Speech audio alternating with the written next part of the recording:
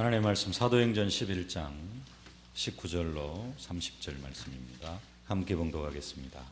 그때 스데반의 일로 일어난 환란으로 말미암아 흩어진 자들이 베니게와 구브로와 안디옥까지 이르러 유대인에게만 말씀을 전하는데 그 중에 구브로와 구레네 몇 사람이 안디옥에 이르러 헬라인에게도 말하여 주 예수를 전파하니 주의 손이 그들과 함께 하심에 수많은 사람들이 믿고 주께 돌아오더라.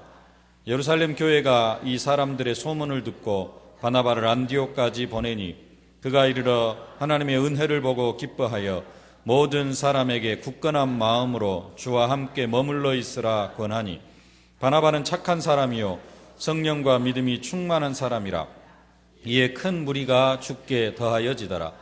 바나바가 사울을 찾으러 다소에 가서 만남에 안디옥에 데리고 와서 둘이 교회에 1년간 모여 있어 큰 무리를 가르쳤고 제자들이 안디옥에서 비로소 그리스도인이라 일컬음을 받게 되었더라. 그때 선지자들이 예루살렘에서 안디옥에 이르니 그 중에 아가보라 하는 한 사람이 일어나 성령으로 말하되 천하에 큰 흉년이 들리라 하더니 글라우디오 때에 그렇게 되니라. 제자들이 각각 그 힘대로 유대에 사는 형제들에게 부조를 보내기로 작정하고 이를 실행하여 바나바와 사울의 손으로 장로들에게 보내니라. 아멘. 하나님은 살아계신 하나님이십니다. 하나님은 살아계셔서 지금 이 시간에도 이 자리에 성령으로 우리와 함께 계십니다. 우리가 그 축복을 사실적으로 누릴 수 있어야 될 줄로 믿습니다. 하나님은 우리와 함께 하시기 위해서 독생자 예수 그리스도를 이 땅에 보내셨고 하나님은 우리와 함께 하시기 위해서 독생자 예수 그리스도를 십자가에 피 흘려 죽기까지 하셨습니다. 하나님은 우리와 함께 하시기 위해서 죽은 지 사흘 만에 예수 그리스도를 부활시키시고 참된 승리를 허락해 주셨습니다. 예수님 우리와 함께 하시기 위해서 우리의 모든 인생 문제를 다 해결해 주셨습니다. 그런데 많은 사람들은 신앙생활을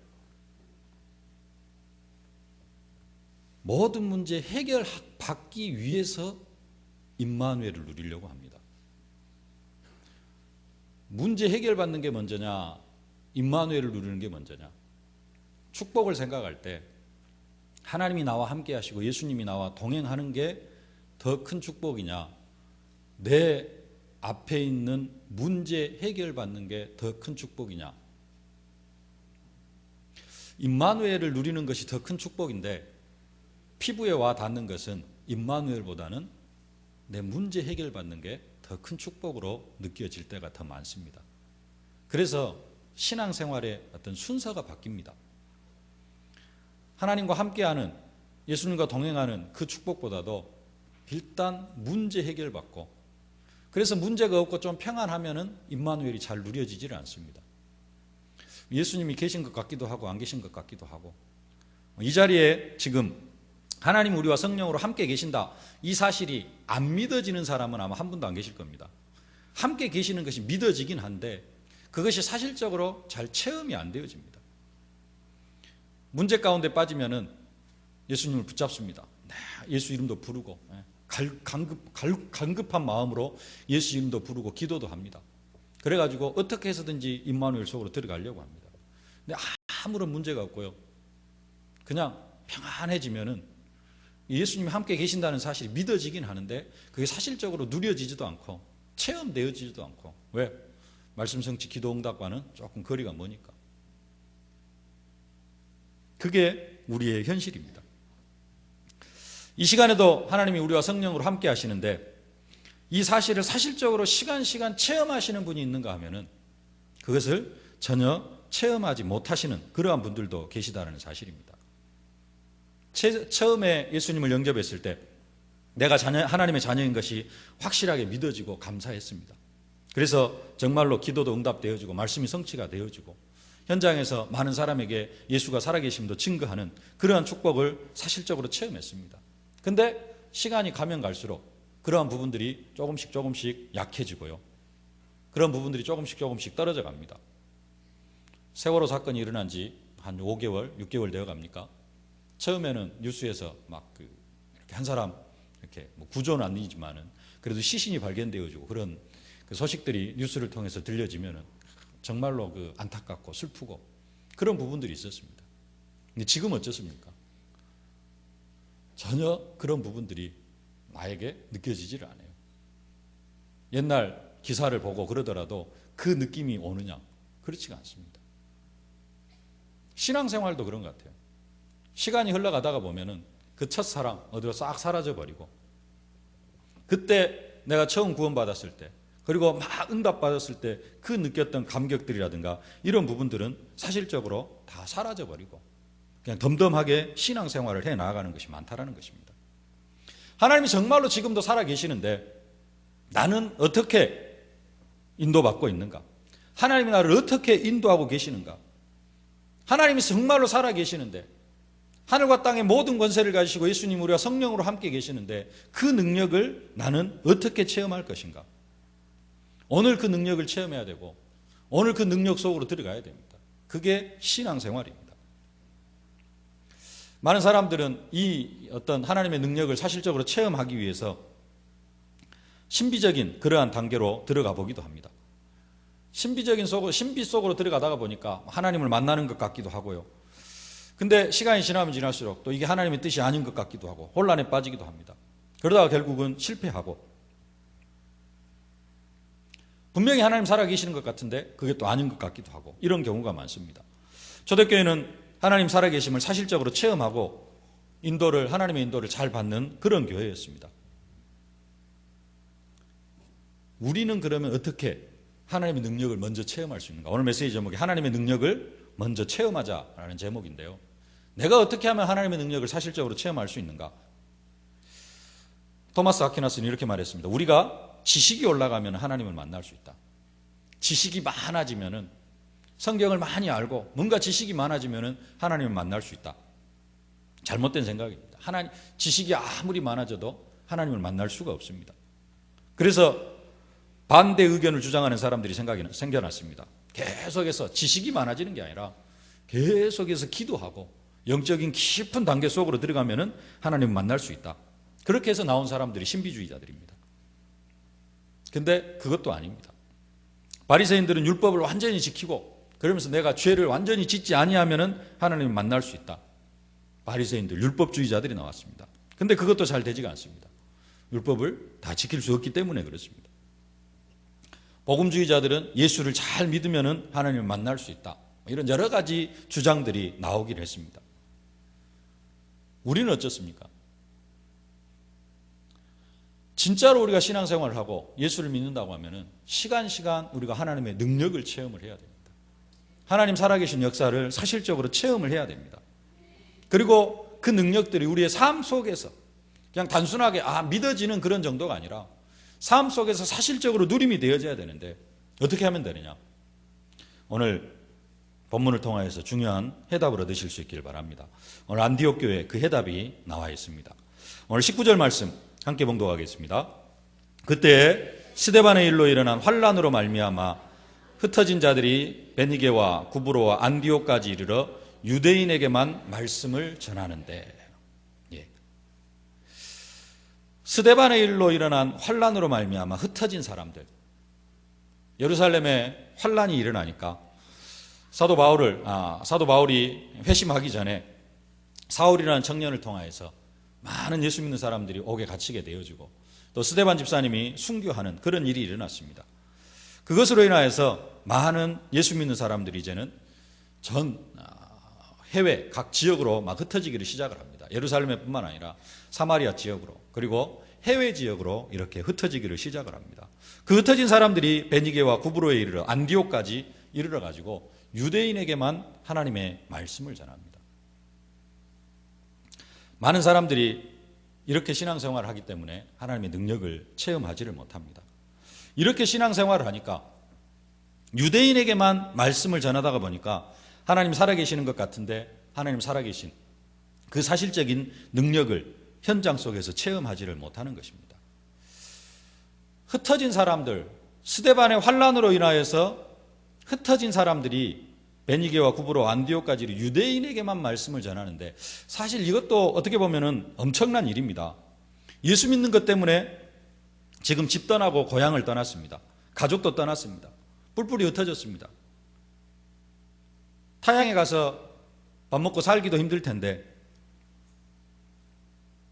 근데 그곳에서 신앙을 고백하고 그 타향에서 저 먼 곳에서, 그곳에서 유대인에게 복음을 전했습니다. 얼마나 소중한 일입니까?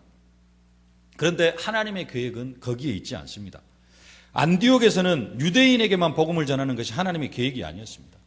안디옥은 이스라엘 땅이 아닙니다. 이스라엘 사람들이, 유대인들이 이렇게 조금 살고는 있지만은 이스라엘 땅이 아니에요. 안디옥, 우리나라로 이야기하면은 블라디보스톡 같은, 그 다음에 좀 만주, 그런 땅입니다. 유대인들이 조금 살고는 있지만은 유대인, 이스라엘 땅이 아니에요.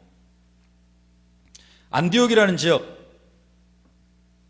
유대인들이 조금씩 이렇게, 만주에도 이렇게 우리나라 사람들이 많이 이렇게 이민을 가가지고 그쪽에서 흩어져가지고 살고 있는데, 또 연변이라든가 이런 쪽에 많은 그 조선족들이 살고 있는데, 그러나 그 땅이 우리나라 땅은 아닙니다. 똑같이 안디옥도, 안디옥이라는 동네도 유대인들이 살고는 있지만은 이스라엘 땅이 아닙니다. 근데 하나님께서 이스라엘 백성들, 예수 믿는 이스라엘 백성들을 그쪽으로 흩으셨습니다. 다른 지역에 가서 우리 민족에게 복음을 전하지 말라느냐, 그런 말이 아닙니다. 거기에 오늘 19절 말씀에는 거기까지 흩어졌는데 중요한 건 뭐냐, 유대인에게만 말씀을 전했다는 겁니다. 유대인에게만 복음을 전했어요. 그게 하나님의 계획이 아니라는 겁니다. 하나님의 계획은 20절에 있습니다. 어떻게 해야 하나님의 능력을 체험할 수 있느냐, 20절의 말씀 속으로 들어가야 됩니다. 우리 20절 말씀 함께 봉독하겠습니다. 그 중에 구브로와 구레네 몇 사람이 안디옥에 이르러 헬라인에게도 말하여 주 예수를 전파하니. 그 중에 구브로와 구레네 몇 사람이 안디옥에 이르러 헬라인에게도 말하여 주 예수를 전파하니. 하나님 살아계시기 때문에 하나님의 말씀이 살아있습니다. 히브리서 4장 12절 말씀, 하나님의 말씀은 살았고 운동력이 있어. 지금 새로운 성경에는 하나님의 말씀은 살았고 활력이 있다, 그렇게 말씀을 합니다. 우리가 이 말씀을 잘 받아야 되는데요, 하나님의 말씀이 어디로 움직이는가, 이것을 볼 수 있어야 됩니다. 그리고 하나님의 말씀이 움직이는 쪽으로 우리의 인생을 투자를 해야 됩니다. 하나님의 말씀이 흘러가는 쪽으로 우리의 인생을 올인을 해야 되는 것입니다. 하나님의 말씀이 어떻게 성취되어져 가고 있는가, 이것을 보아야 되는데, 19절에 환란이 일어나니까, 그러니까 흩어지면서 안디옥 교회가 세워졌다, 단순하게 그런 말이 아닙니다.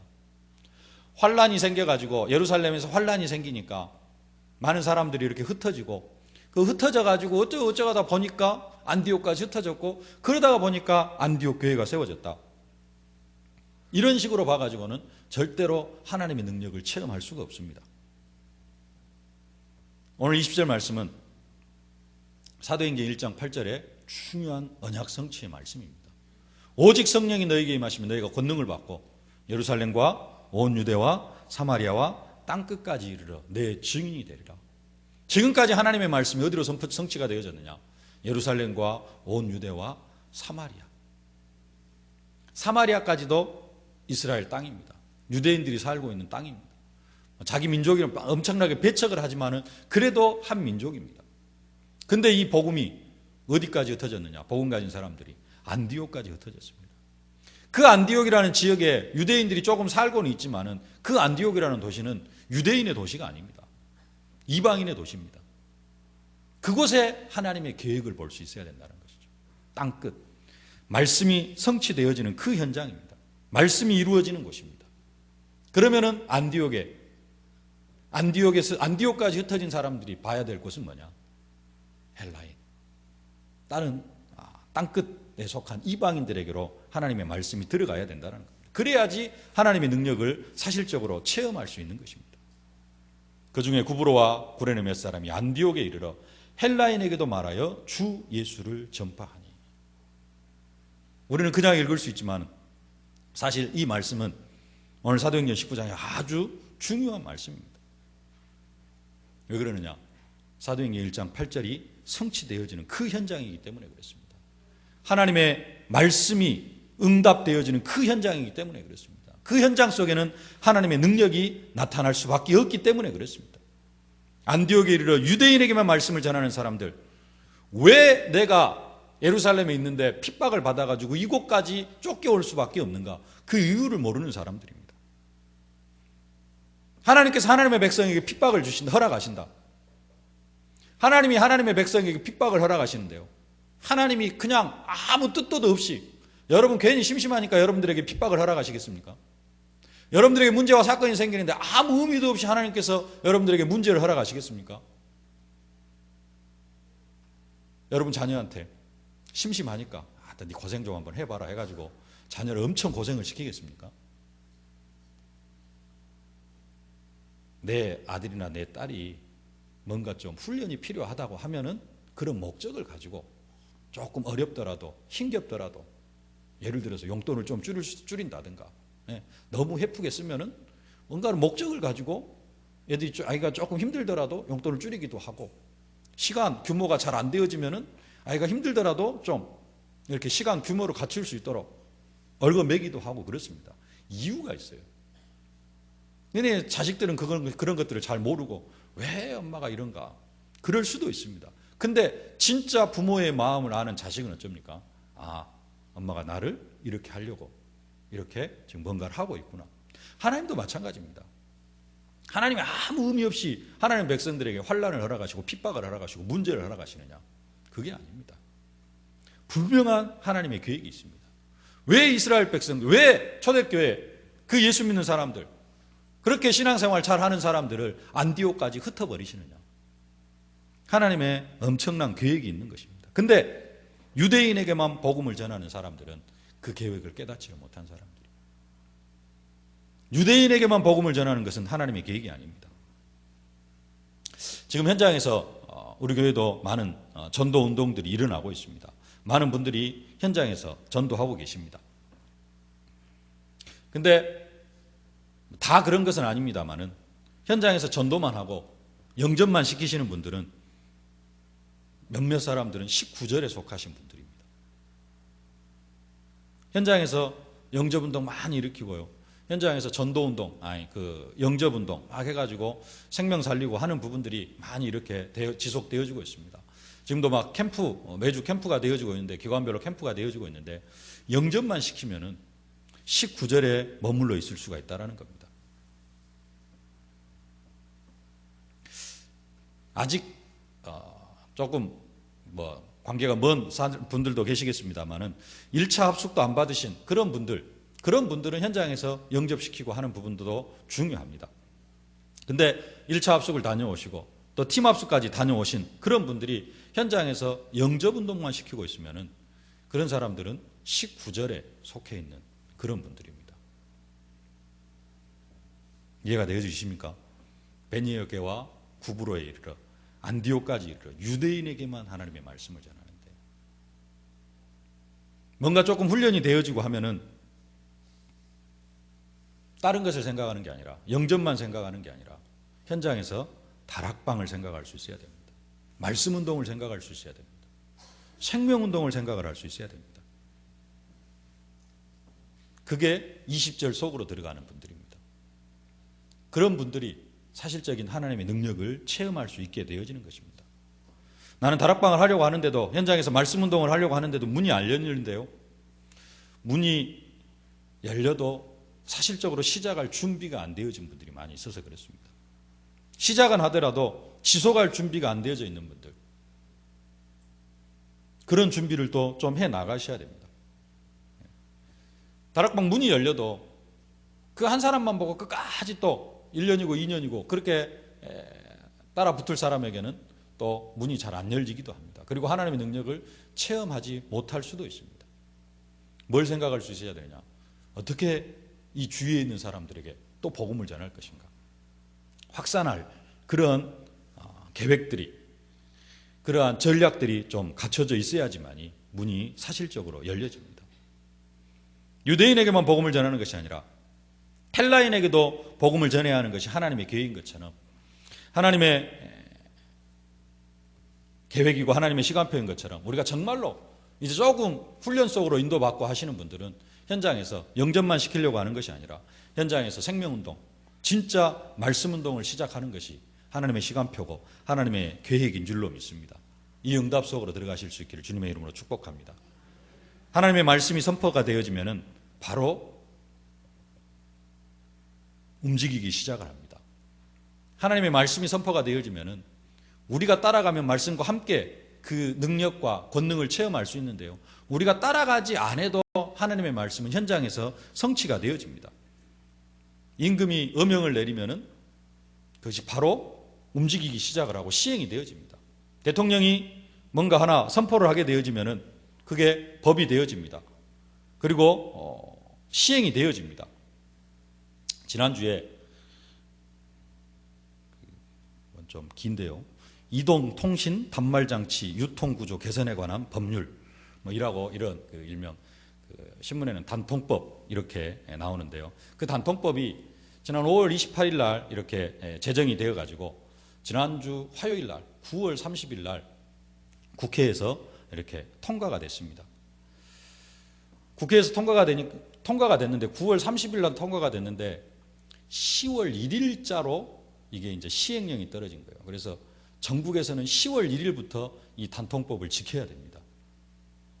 근데 우리 KT에 계시는 윤계호 장로님 9월 30일 날 국회에서 이게 통과가 됐는데 10월 1일 날 시행을 해야 되니까 이게 이제 계략적인 부분들이 내려와야 되잖아요. 위에서. 근데 안 내려와. 내일 실시를 해야 되는데. 그러니까 이제 우리 장로님 그거 기다리다가 밤 12시까지 지체를 했다 그러더라고요. 그래가지고 이제 밤 12시까지 대략 정리를 해놓고 수요일 날 다락방을 갔더니 수요일 날 아침부터 일찍 일어나가지고 아침부터 여수 순천 지역 전 그 대리점에다가 그 시행령을 싹 붙였다 그러더라고요. 왜냐? 그날 바로 시행을 해야 되니까. 어제 신문에 잠깐 인터넷 기사를 보니까 그 시행령 때문에 요즘 그 핸드폰 사러 간 사람이 거의 없다. 뭐 이제 이런 이야기가 되는데 이미 법의 어떤 그런 영향력 아래에 있다 보니까 이게 또 어떤 부분인지를 모르다 보니까 국민들은 그 안에 있다 보니까 이미 지금까지 쭉 핸드폰 이렇게 수요가 갑자기 줄어들고요. 그 영향을 받습니다. 법이 딱 선포가 되어지고 시행령이 딱 떨어지면은 바로 진행이 되어지는 것처럼 하나님의 말씀도 마찬가지입니다. 하나님의 말씀이 선포되어지면은 바로 성령께서 역사하시면서 이 말씀이 현장에서 시행이 되어지기를 시작을 하는 것입니다. 하나님의 말씀 계속해서 움직입니다. 중단이 되지 않습니다. 오직 성령이 너에게 임하시면 너의 권능을 받고 예루살렘 온 유대와 사마리아 땅끝까지 이르러 내 증인이 되리라 이렇게 말씀을 했는데 이 말씀이 떨어지자마자 예루살렘 안에 정말로 오직 성령이 너희가 권능을 받고 하는 것처럼 그 폭발적인 능력이 나타나기를 시작을 했습니다. 3천 제자가 일어나고 5천 제자가 일어나고 초대교회에 엄청난 역사가 일어났습니다. 근데 초대교회 성도들은 땅끝이라는 단어를 잘 모릅니다. 사마리아라는 단어를 잘 모릅니다. 엄청나게 역사가 일어나는데 초대교회는 이 의미를 모르니까 모여가지고 계속해서 침묵회하고 성찬식하고 그 다음에 애찬식하고 뭐 이런 것으로만 시간을 많이 보내버립니다. 그것도 중요합니다. 초대교회 모여가지고 서로 떡을 떼고 교제하고 계속해서 성찬식하고 애찬식하고 계속해서 모여가지고 기도하고 그것도 정말로 중요합니다. 근데 더 중요한 것은 뭐냐?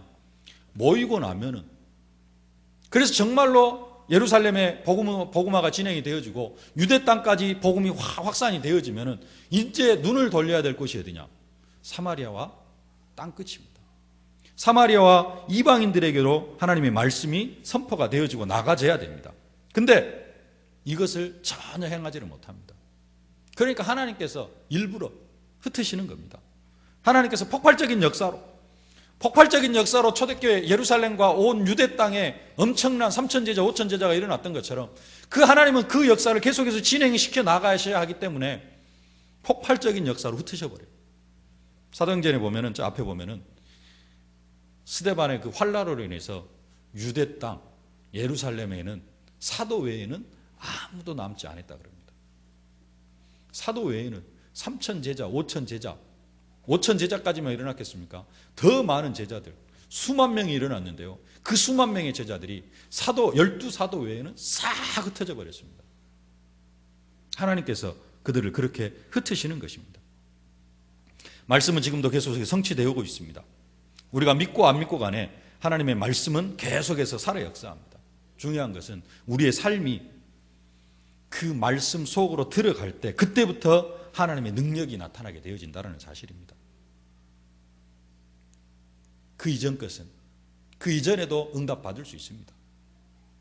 더 중요한 건 우리가 말씀 속으로, 말씀이 움직이는 쪽으로 우리의 삶을 집어넣어야 된다는 것입니다. 그때부터 우리의 삶에 능력이 나타나게 되어져 있습니다. 하나님께서는 말씀대로 세상을 움직여 가시기 때문에 우리가 그 사실을 볼 수 있어야 됩니다. 근데 초대교회 얼마나 눈치가 없었는가. 고넬료라는 로마 군대 백부장이 회개를 했는데, 고넬료가 회개를 했으면 말씀을 보아야 됩니다. 말씀 속으로 들어가야 됩니다. 그래서 사도행전 1장 8절 성령이 너에게 오시면 너희가 권능을 받고 예루살렘, 사마리아와 땅끝, 빌립 지사님을 통해서 사마리아 지역에 복음이 선포되어지더니 이제는 땅끝, 로마로 하나님께서 문을 여시려고 지금 이 일을 허락하시는구나. 이것이 보여져야 되는데 그것을 보지를 못합니다. 고넬료가 회개한 것 가지고, 고넬료가 회개한 것 가지고 시비가 붙은 것도 아닙니다. 뭐 때문에 시비가 붙으냐? 이방인의 집에 들어가서 먹은 것 때문에, 이방인의 집에 들어가서 밥 먹은 것 때문에 시비가 붙어가지고 베드로한테 베드로 사도에게 뭐라고 이야기를 하는 것입니다. 고넬료 구원받은 사건을 가지고 땅끝까지는 연결을 시키지 못하더라도 사도행전 1장 8절이 어떻게 성취되어져 가는가, 사도행전 1장 8절 땅끝이라는 단어로는 연결시키지 못한다 할지라도 이스라엘 백성 유대인에게 있어서 이방인이 구원을 받았다, 이 부분을 가지고 뭔가 할 수도 있는데 그것도 아닙니다. 이방인이 새 생명을 얻었다, 이것에도 관심 없어요. 오로지 관심은 뭐냐? 구약율법에 이방인과 밥 먹지 말라 그랬는데, 자기들의 율례에, 자기들의 규례에, 전통에 이방인하고 밥 먹으면 안 된다 그랬는데 베드로 사도가 지금 이방인하고 밥을 먹었어요. 고넬료가 구원받았다, 그 가정이 구원받았다, 이것이 문제가 아니고 베드로 사도가 이방인 고넬료 집에 들어가서 밥 먹었다, 이게 지금 하나님의 백성으로서 할 짓이냐 못할 짓이냐, 이것 가지고 지금 시비가 붙은 것입니다. 초대교회가 그만큼 말씀이 흘러가는데 관심이 없다는 겁니다. 말씀이 흘러가는데 전혀 어떤 감각도 없고 그런 상태. 그러니까 하나님의 능력 절대 체험할 수 없게 되어지는 것입니다. 우리가 우리의 삶의 현장 속에 뭔가 사건이 생기면은 하나님의 말씀을 먼저 봐야 될 줄로 믿습니다. 이번 한 주간 동안 삶의 현장 속에서 뭔가 하나 사건이 터지면은 뭘 볼 수 있어야 되느냐? 하나님의 말씀. 이번 주 강단을 통해 선포되어진 언약의 말씀이 뭔가? 말씀 속에서 해답을 찾을 수 있어야 됩니다. 그게 하나님의 계획입니다. 그렇지 않으면은 내 생각, 내 계획대로 뭔가를 이루어갑니다. 그리고 내 생각대로 뭔가 이렇게 계획 세우고 뭔가 하다 보면은 원망할 수밖에 없고 불평할 수밖에 없고 하나님 나와 함께 하시지 않는 것 같고요. 왜 나에게 이런 일이 생겨야 됩니까? 하나님의 능력을 체험하는 여러분들이 되어지실 수 있기를 주님의 이름으로 축복합니다. 예루살렘과 온 유대와 사마리아 땅끝까지 가라고 했는데 초대교회는 그 부분들을 놓쳐버립니다. 그렇기 때문에 하나님께서 흩으신 것입니다. 우리의 삶의 현장 속에 문제가 생기고 사건이 생길 수 있습니다. 왜 그러느냐? 하나님의 말씀과 방향을 맞추라는 겁니다. 그것이 예수님과 동행하는 것입니다. 하나님 우리와 함께 하시는데 왜 우리에게 문제가 생겨야 되느냐? 왜 우리의 삶 속에 사건이 생겨야 되느냐? 우리가 임마누엘을 놓치기 때문에 그렇습니다. 임마누엘을 누리라고 하나님께서 뭘 허락하시느냐? 예수님과 동행하는 은혜를 누리라고 사건도 허락하시고 문제도 허락하시는 겁니다. 우리의 체질이 문제가 안 생기면은 그냥 천하태평되어지면은 좋다 해가지고 기도도 잘 안 하고 임마누엘을 잘 안 누리기 때문에 그렇습니다. 말씀 속으로 들어가야 될 줄로 믿습니다. 이사야 40장 8절 나 여호와의 말씀은 영영이 서리라. 천지가 없어지기 전에는 1.1핵도 없어지지 아니하고 다 이루리라. 하나님의 말씀은 살았고 활력이 있어요. 이 예언의 말씀 읽는 자, 듣는 자, 지키는 자가 복이 있다. 우리가 정말로 하나님의 말씀 속으로 인도받아야 될 줄로 믿습니다. 우리가 삶의 현장 속에 전도하고 선교하는데요, 이것도 어디로 흘러가야 되느냐? 하나님의 말씀으로 흘러가야 될 줄로 믿습니다. 아까도 말씀드렸듯이 현장에서 아직 잘 그렇게 전도가 이렇게 막 안 되어지시는 분들은 영접운동이라도 많이 해야 됩니다. 만나는 사람에게 늘 복음 전하고 그래서 영접시키고 해야 됩니다.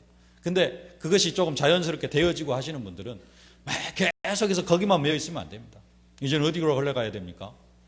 집에서, 그 사람의 집에서, 그 사람의 현장에서 지속적으로 말씀, 영접한 사람들의 현장 속에서, 집에서, 현장, 직장 현장에서 말씀 운동을 일으켜야 되고요. 말씀 운동으로만 끝나는 게 아니라 이제는 그 주위에 있는 사람들도 볼 수 있어야 되고, 그래서 지교회, 전문교회 이런 부분들로 방향을 잡아가야 됩니다. 그게 하나님의 계획이라는 겁니다. 선교도 어떻게 해야 되느냐? 예루살렘의 시작에서 이 복음이 온 예루살렘과 온 유대와 사마리아, 그러면서 어디로 흘러가느냐? 마게도냐로 흘러갑니다. 그래가지고 로마로 흘러갑니다. 로마 복음화가 되어지니까 전 유럽으로 복음이 확산이 되어져 갑니다. 이 복음이 아메리카로 넘어갔습니다. 미국 대륙으로 넘어갔습니다. 그 복음이 이제 어디로 왔느냐? 아시아로 왔어요. 한국으로 들어왔습니다. 지금 선교운동 어디로 확산시켜 가야 되느냐? 아시아, 미개한 지역들 이런 데로 계속해서 복음이 흘러가 들어가야 됩니다. 그런 의미에서 우리 교회가 필리핀 선교를 하고 있는 것, 하나님의 시간표에 합당한 줄로 믿습니다. 또 그러는 중에 지난주까지, 어제입니까? 끝났습니까? 아시안게임. 아시아라는 나라, 아시아 나라들의 대한민국이 어떤 나라인가 확실하게 인식시켜주는 그러한 사건이었습니다. 정말로 우리가 선교 속으로 이렇게 방향을 맞춰야 될 줄로 믿습니다. 오직 성령이 너희에게 계시면 너희가 권능을 받고 예루살렘 온 유대와 사마리아 땅끝까지 이르러 내 증인이 되리라. 초대교회도 처음에는 정말로 이 말씀 속으로 온전히 들어갔습니다. 그래서 사도행전 2장 1절로 13절 요엘서 2장의 사건이 성취되어지는 사건이고요. 사도 베드로가 설교할 때 요엘서 2장 말씀을 인용하고 시편 110편 말씀을 인용을 합니다. 3장에서 은과 금은 내게 없고 내게 있는 것으로 내게 나사렛 예수 그리스도 이름으로 일어나 걸어라. 이 부분도 정말로 약속을 믿고 하나님의 말씀이 사실적으로 성취되어지는 것을 체험했기 때문에 그리스도를 증거하는 그러한 부분에서 되어진 일입니다. 하나님의 말씀대로, 말씀이 흘러가는 대로 우리가 따라가면, 하나님의 말씀이 흘러가는 방향에 우리의 인생을 투자를 하면 중간에 환난도 일어날 수 있고 핍박도 일어날 수 있지만 그것이 문제가 되어지질 않습니다. 스데반의 일로 일어난 환난으로 말미암아 흩어진 자들이, 환난으로 말미암아 흩어지는데 그게 문제가 아니라 그게 더 큰 축복을 이루는, 하나님의 더 큰 계획을 이루어가는 중요한 시간표가 되어진다는 것입니다. 그러면서 환난도 능히 이기게 되어지는 것입니다. 중요한 것, 하나님의 말씀이 어떤 방향으로 흘러가는가, 이것을 볼 수 있어야 됩니다. 매일매일 주일 강단의 말씀도 붙잡아야 되지만 지금 계속해서 이 강단의 말씀이 어떤 방향으로 흘러가고 있는가, 여러분들이 그 방향을 보실 수 있기를 바랍니다. 기도하지 말라는 것이 아니라, 은혜 받는 것 받지 말라는 것이 아니라 진짜 그 하면서요 더 중요하게 봐야 될 것, 하나님의 말씀이 지금 어떻게 흘러가고 있는가, 이것을 보실 수 있기를 바랍니다. 안디옥 교회는 그것을 잘 봤습니다. 그것을 보니까 어떤 일이 일어나느냐, 능력이 나타나는데요. 21절 말씀 함께 봉독하겠습니다. 주의 손이 그들과 함께 하심에 수많은 사람들이 믿고 주께 돌아오더라. 수많은 사람들이, 주의 손이 그들과 함께 하고요, 그러니까 수많은 사람들이 돌아올 수밖에 없습니다. 방향이 맞춰지니까 함께가 먼저 되어지고 그 다음에는 전도도 자연스럽게 되어지고요. 그런 정도로 끝나는 것이 아닙니다. 23절 말씀 함께 봉독하겠습니다. 그가 이르러 하나님의 은혜를 보고 기뻐하여 모든 사람이 굳건한 마음으로 주와 함께 머물러 있으라 권하니. 뭐가 보여요? 은혜가 보입니다. 환난으로 흩어진 사람들이 모였는데요, 기쁨이 가득합니다. 은혜를 보고 기뻐하여. 26절 말씀입니다. 함께 봉독하겠습니다. 만남에 안디옥에 데리고 와서 둘이 교회에 1년간 모여있어 큰 무리를 가르쳤고 제자들이 안디옥에서 비로소 그리스도인이라 일컬음을 받게 되었더라. 어느 정도까지 되어지느냐? 정말로 저 사람 예수 믿는 사람들이구나. 그리스도인이다. 좀 속된 표현으로 예수쟁이들이다. 이렇게까지 인정함을 받게 되어졌다는 것입니다. 그런 정도로 끝나는 것이 아닙니다. 하나님의 말씀이 움직이는 대로 가면은 경제도 문제가 되어지지 않습니다. 28절 말씀 함께 봉독하겠습니다. 그 중에 아가보라 하는 한 사람이 일어나 성령으로 말하되 천하에 큰 흉년이 들리라 하더니 글라우디오 때에 그렇게 되니라. 29절 제자들이 각각 그 힘대로 유대에 사는 형제들에게 부조를 보내기로 작정하고 이를 실행하여 바나바와 사울의 손으로 장로들에게 보내니라. 아멘. 천하가 크게 흉년 들리라. 앞으로 일어난 일들을 이야기를 했습니다. 글라우디오 때 그렇게 되어졌습니다. 근데 안디옥 교회는 다 준비가 되어졌습니다. 예루살렘 교회는 방향을 잡지를 못합니다. 한계에 부딪혔어요. 예루살렘과 온 유대, 사마리아도 어떻게 하다가 보니까 사마리아까지 복음이 증거가 되어졌는데 방향을 잡지를 못합니다. 고넬료가 복음을 받았는데 그 고넬료를 통하여서 고넬료 가정에 성취되어진 사건이 하나님이 어떤 방향으로 이끌어 가시는가 하는 방향을 보지를 못하니까 온 천하가 흉년들 때 처음에는 3천제자 5천제가 일어났지만은 그 3천제자 5천제가 싹 흩어져서 다 사라져버리고요, 교회가 완전히 힘이 없어져 버립니다.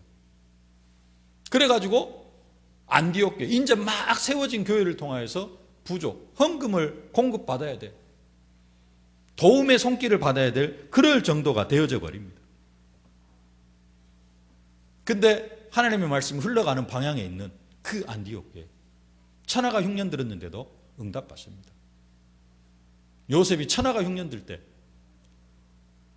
그 전에 미리 준비를 해가지고 쌀장사를 잘해서 전 세계 하나님 살아계심을 증거했던 것처럼 안디옥 교회가 그 응답과 축복을 누린 겁니다. 무엇 때문에 가능합니까? 하나님의 말씀이 흘러가는 쪽에 있기 때문에 그렇습니다. 하나님의 말씀이 흘러가는 곳에 모든 삶을 드리기 때문에 그렇습니다. 하나님의 능력 우리가 사실적으로 체험해야 됩니다. 우리 렘넌트들이 하나님의 말씀의 능력을 체험하지 못하고 현장에 가면은, 현장에 가서 초대교회처럼 다 무너집니다. 우리도 사실적으로 하나님의 능력을 현장에서 체험하지 못하면은 처음에는 막 예수 믿고 막 잘 되어지는 것 같습니다. 엄청나게 응답 받아가는 것 같습니다. 근데 나중에 안디옥 교회 부조를 받아야 될 그런 상황 가운데 이루어지게 되어집니다. 그러나 안디옥 교회처럼 하나님의 말씀이 흘러가는 쪽에 정말로 우리의 삶을 드리게 되어지면은, 말씀이 움직이는 쪽으로 우리의 삶이 올인되어지면은 안디옥 교회 응답과 축복을 누리게 되어질 줄로 믿습니다. 그 축복 속으로 들어가실 수 있기를 주님의 이름으로 축복합니다. 결론적으로 말씀드리겠습니다. 언제든지 세 가지를 보실 수 있기를 바랍니다. 하나님이 지금 나에게 어떤 말씀을 비추시고 계시는가, 이 시대 우리 교회를 통해서 지금 어떤 말씀으로 함께 하시고 계시는가, 이것을 볼 수 있어야 되고요. 그 다음에 봐야 될 것이 내가 하고 있는 일이나 내가 지금 당하고 있는 그런 문제, 사건, 여기에 대해서 성경이 뭐라고 말씀을 하고 있는가. 특별히 이번 주 강단의 언약의 말씀이 무엇이라고 말씀을 하고 있는가, 이것을 볼 수 있어야 됩니다. 그러면서 날마다 말씀의 지시를 받으면 될 줄로 믿습니다. 그러면은 우리는 하나님의 능력을 체험하면서 시간 승리의 삶을 살아갈 수밖에 없게 되어질 줄로 믿습니다. 오늘부터 정말로 하나님의 능력을 사실적으로 체험하면서 승리의 삶을 살아가실 수 있기를 주님의 이름으로 축복합니다. 살아계신 아버지 하나님, 은혜와 사랑을 진심으로 감사를 드립니다. 오늘도 우리에게 성취될 말씀을 허락하여 주심을 진심으로 감사를 드립니다. 아버지 하나님, 이 말씀 따라 움직이게 하여 주옵소서. 말씀이 움직이는 곳으로 우리의 삶을 온전히 올인하게 하여 주시옵소서. 그래서 정말로 하나님의 능력을 체험하며 이기고 또 이 응답과 축복을 누리는 증인들이 다 되게 하여 주옵소서. 예수님의 이름으로 기도하옵나이다. 아멘. 전혀 행하지를 못합니다. 그러니까 하나님께서 일부러 흩으시는 겁니다. 하나님께서 폭발적인 역사로, 폭발적인 역사로 초대교회 예루살렘과 온 유대 땅에 엄청난 3,000제자, 5,000제자가 일어났던 것처럼 그 하나님은 그 역사를 계속해서 진행시켜 나가셔야 하기 때문에 폭발적인 역사로 흩으셔 버려요. 사도행전에 보면은, 저 앞에 보면은 스데반의 그 환란으로 인해서 유대 땅 예루살렘에는 사도 외에는 아무도 남지 않았다 그럽니다. 사도 외에는 3,000제자, 5,000제자, 5,000제자까지만 일어났겠습니까? 더 많은 제자들, 수만 명이 일어났는데요. 그 수만 명의 제자들이 사도, 12사도 외에는 싹 흩어져 버렸습니다. 하나님께서 그들을 그렇게 흩으시는 것입니다. 말씀은 지금도 계속해서 성취되어 오고 있습니다. 우리가 믿고 안 믿고 간에 하나님의 말씀은 계속해서 살아 역사합니다. 중요한 것은 우리의 삶이 그 말씀 속으로 들어갈 때 그때부터 하나님의 능력이 나타나게 되어진다는 사실입니다. 그 이전 것은 그 이전에도 응답받을 수 있습니다. 더 중요한 건 우리가 말씀 속으로, 말씀이 움직이는 쪽으로 우리의 삶을 집어넣어야 된다는 것입니다. 그때부터 우리의 삶에 능력이 나타나게 되어져 있습니다. 하나님께서는 말씀대로 세상을 움직여 가시기 때문에 우리가 그 사실을 볼 수 있어야 됩니다. 근데 초대교회 얼마나 눈치가 없었는가. 고넬료라는 로마 군대 백부장이 회개를 했는데, 고넬료가 회개를 했으면 말씀을 보아야 됩니다. 말씀 속으로 들어가야 됩니다. 그래서 사도행전 1장 8절 성령이 너에게 오시면 너희가 권능을 받고 예루살렘, 사마리아와 땅끝, 빌립 지사님을 통해서 사마리아 지역에 복음이 선포되어지더니 이제는 땅끝, 로마로 하나님께서 문을 여시려고 지금 이 일을 허락하시는구나. 이것이 보여져야 되는데 그것을 보지를 못합니다. 고넬료가 회개한 것 가지고, 고넬료가 회개한 것 가지고 시비가 붙은 것도 아닙니다. 뭐 때문에 시비가 붙으냐?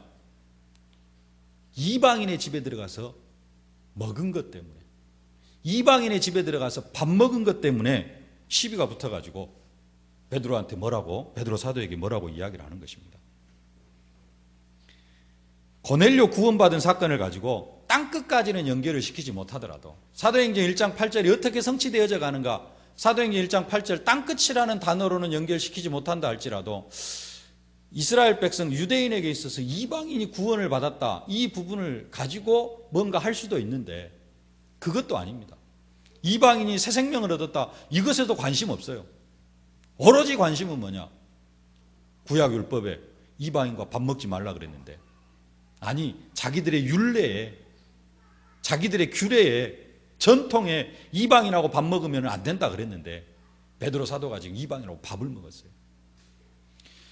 고넬료가 구원받았다, 그 가정이 구원받았다, 이것이 문제가 아니고 베드로 사도가 이방인 고넬료 집에 들어가서 밥 먹었다, 이게 지금 하나님의 백성으로서 할 짓이냐 못할 짓이냐, 이것 가지고 지금 시비가 붙은 것입니다.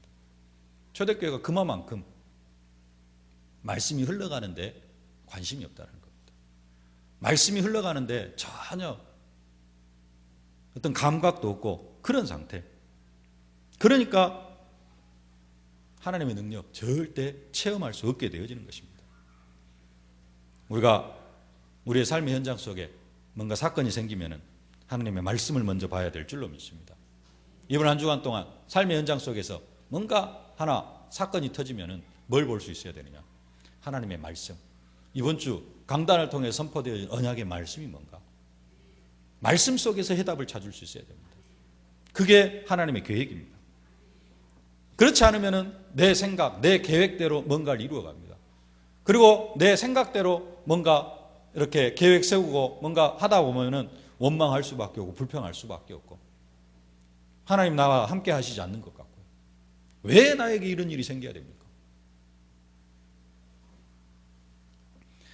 하나님의 능력을 체험하는 여러분들이 되어지실 수 있기를 주님의 이름으로 축복합니다. 예루살렘과 온 유대와 사마리아 땅끝까지 가라고 했는데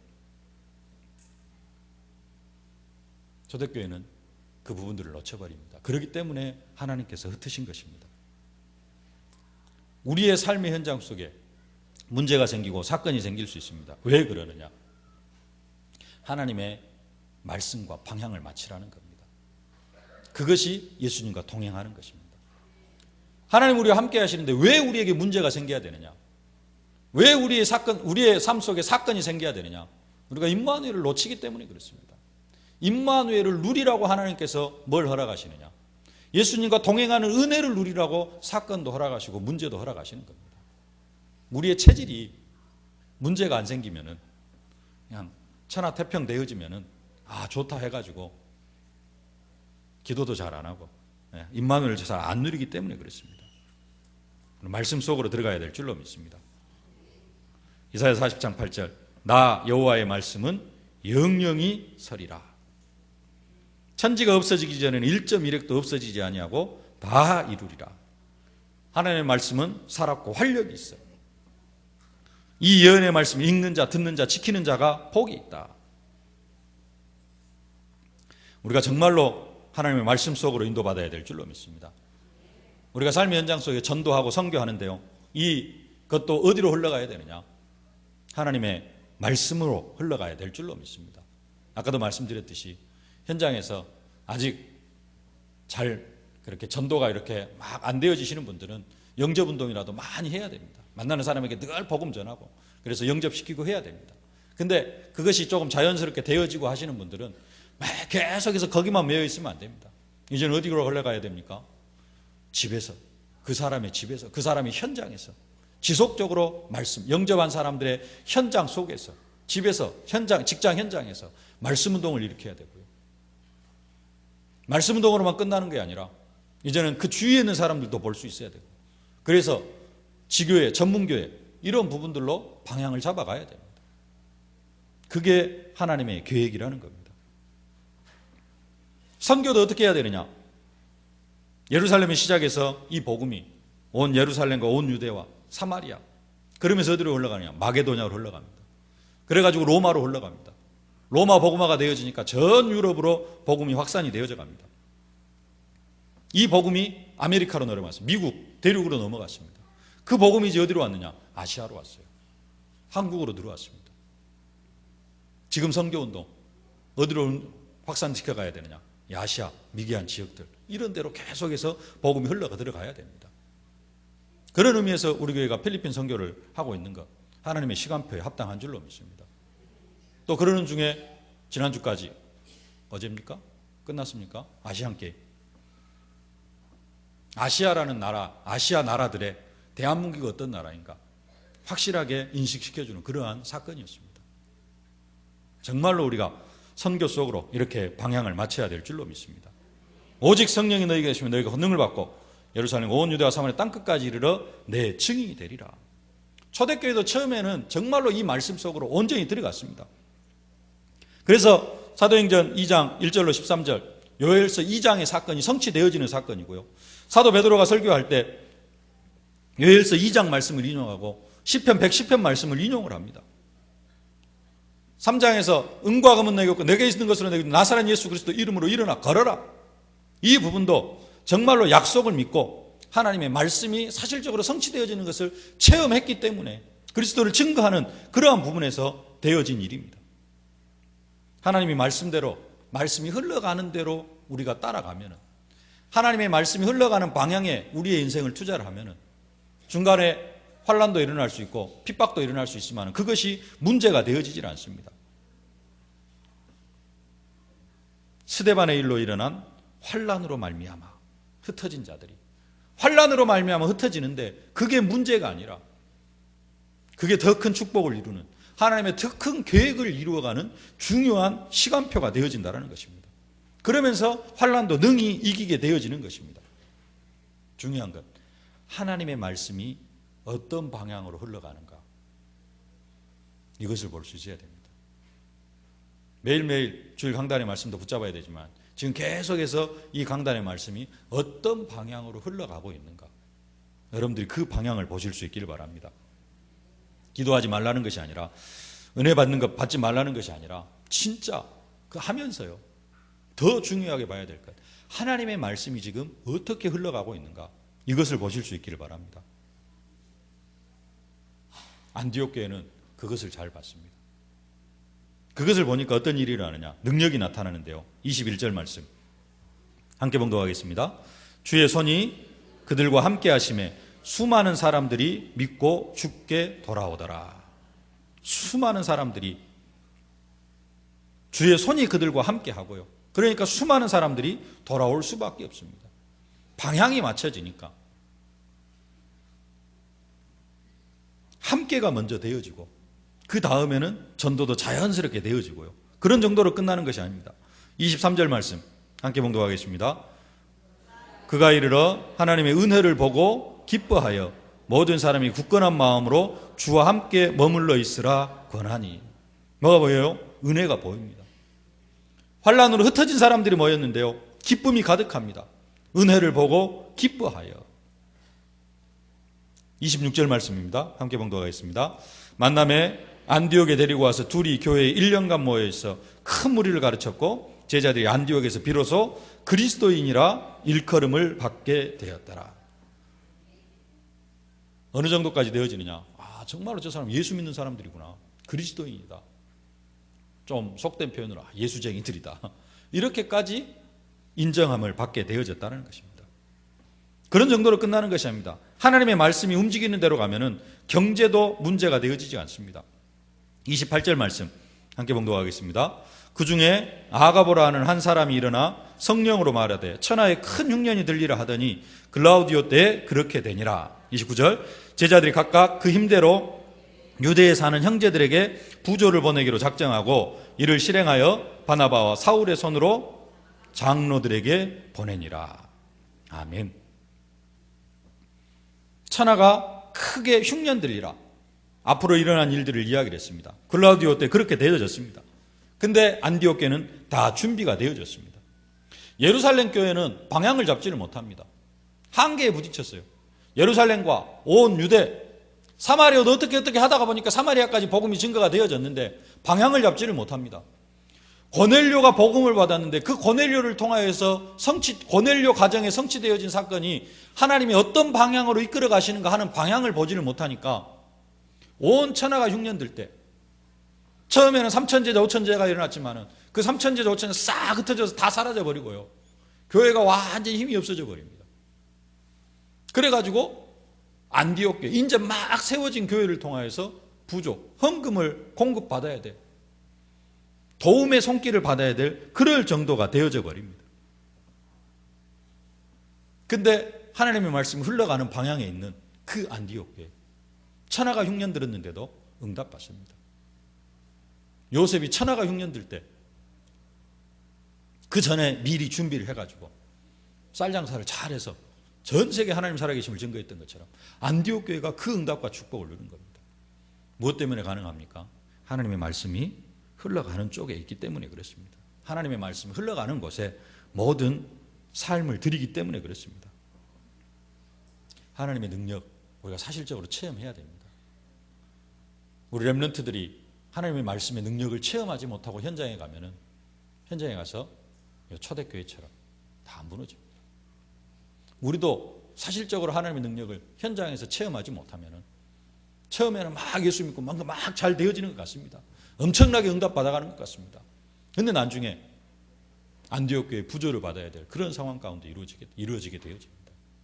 그러나 안디옥 교회처럼 하나님의 말씀이 흘러가는 쪽에 정말로 우리의 삶을 드리게 되어지면은, 말씀이 움직이는 쪽으로 우리의 삶이 올인되어지면은 안디옥 교회 응답과 축복을 누리게 되어질 줄로 믿습니다. 그 축복 속으로 들어가실 수 있기를 주님의 이름으로 축복합니다. 결론적으로 말씀드리겠습니다. 언제든지 세 가지를 보실 수 있기를 바랍니다. 하나님이 지금 나에게 어떤 말씀을 비추시고 계시는가? 이 시대 우리 교회를 통해서 지금 어떤 말씀으로 함께 하시고 계시는가? 이것을 볼 수 있어야 되고요. 그 다음에 봐야 될 것이 내가 하고 있는 일이나 내가 지금 당하고 있는 그런 문제, 사건, 여기에 대해서 성경이 뭐라고 말씀을 하고 있는가? 특별히 이번 주 강단의 언약의 말씀이 무엇이라고 말씀을 하고 있는가? 이것을 볼 수 있어야 됩니다. 그러면서 날마다 말씀의 지시를 받으면 될 줄로 믿습니다. 그러면은 우리는 하나님의 능력을 체험하면서 시간 승리의 삶을 살아갈 수밖에 없게 되어질 줄로 믿습니다. 오늘부터 정말로 하나님의 능력을 사실적으로 체험하면서 승리의 삶을 살아가실 수 있기를 주님의 이름으로 축복합니다. 살아계신 아버지 하나님, 은혜와 사랑을 진심으로 감사를 드립니다. 오늘도 우리에게 성취될 말씀을 허락하여 주심을 진심으로 감사를 드립니다. 아버지 하나님, 이 말씀 따라 움직이게 하여 주옵소서. 말씀이 움직이는 것으로 우리의 삶을 온전히 올인하게 하여 주시옵소서. 그래서 정말로 하나님의 능력을 체험하며 이기고 또 이기는 응답과 축복을 누리는 증인들이 다 되게 하여 주옵소서. 예수님의 이름으로 기도하옵나이다. 아멘.